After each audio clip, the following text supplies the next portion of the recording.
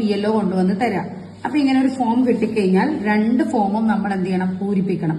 ഈ 2 ഫോമും നമ്മൾ പൂരിപ്പിച്ച ശേഷം ഒരു ഫോം നമ്മുടെ കയ്യിൽ റെസീപ്റ്റ് ആയിട്ട് സൂക്ഷിക്കണം. ഒരെണ്ണം BLOയ്ക്ക് തിരിച്ചേൽപ്പിക്കണം. അപ്പൊ ഇത് നോക്കേണ്ട ഒരു കാര്യം, ഇവിടെ കൊടുത്തിരിക്കുന്ന ആളുടെ ഫോട്ടോ, ഈ ഫോട്ടോയ്ക്കൊപ്പം നമുക്ക് പുതിയ ഫോട്ടോ അറ്റാച്ച് ചെയ്യണമെന്നുണ്ടെങ്കിൽ നമ്മൾ ഇവിടെ പുതിയ ലേറ്റസ്റ്റ് ആയിട്ടുള്ള ഫോട്ടോ ഇവിടെ പതിപ്പിക്കുക. അതിനുശേഷം ഈ ഫോട്ടോയിലുള്ള വ്യക്തിയുടെ വിവരങ്ങളാണ് ഇവിടെ ആദ്യം കൊടുക്കേണ്ടത്.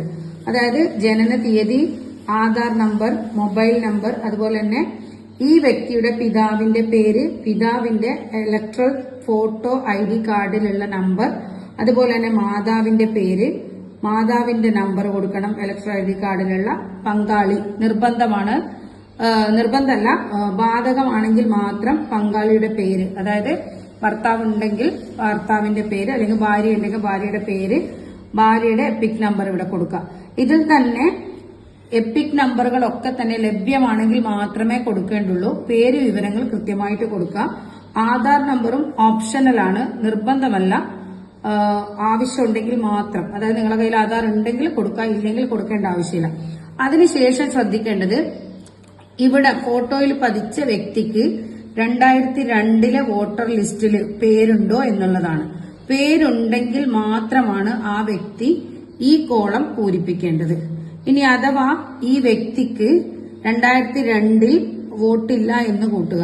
അങ്ങനെയാണെങ്കിൽ 2002 ഈ വ്യക്തിയുമായി ബന്ധപ്പെട്ടിട്ടുള്ള ഏതെങ്കിലും ഒരു ബന്ധു, അത് പിതാവാവാം, മാതാവാവാം, അല്ലെങ്കിൽ ഹസ്ബൻഡ്, അല്ലെങ്കിൽ ബന്ധപ്പെട്ട ഇളയതോ മൂത്തതോ ആയിട്ടുള്ള ആരുടെയെങ്കിലും വോട്ടർ ലിസ്റ്റിൽ പേരുണ്ടെങ്കിൽ അവരുടെ പേര് വിവരങ്ങളാണ് ഇവിടെ കൊടുക്കേണ്ടത്. അത് കൊടുക്കേണ്ടത് അവരുടെ വോട്ടർ IDയിൽ പ്രകാരമുള്ള കാര്യങ്ങളാണ്.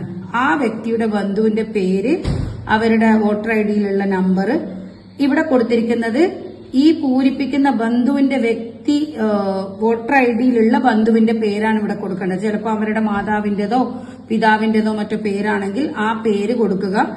ഈ നിങ്ങളുടെ ബന്ധുവും ഈ ആ വോട്ടർ IDയിലുള്ള അവരുടെ ബന്ധുവും തമ്മിലുള്ള ബന്ധം ചിലപ്പം മകനാവാം, അല്ലെങ്കിൽ മാതാവാവാം, പിതാവാവാം, ആ രീതിയിൽ കൊടുക്കുക. അതുപോലെ തന്നെ ജില്ല കൊടുക്കുക. പിന്നെ പ്രത്യേകം ശ്രദ്ധിക്കേണ്ടത്, പല ഘട്ടങ്ങളിലായിട്ട് നമ്മുടെ നിയമസഭാ മണ്ഡലങ്ങളൊക്കെ മാറിയിട്ടുണ്ട്. 2002 നിയമസഭാ മണ്ഡലമാണോ എന്നുള്ളത് നോക്കി ആ വിവരം കൂടി ഇവിടെ എഴുതി ചേർക്കുക. ഇത്തരത്തിൽ പൂരിപ്പിച്ചിട്ടാണ് നമ്മൾ ഫോം കൊടുക്കേണ്ടത്.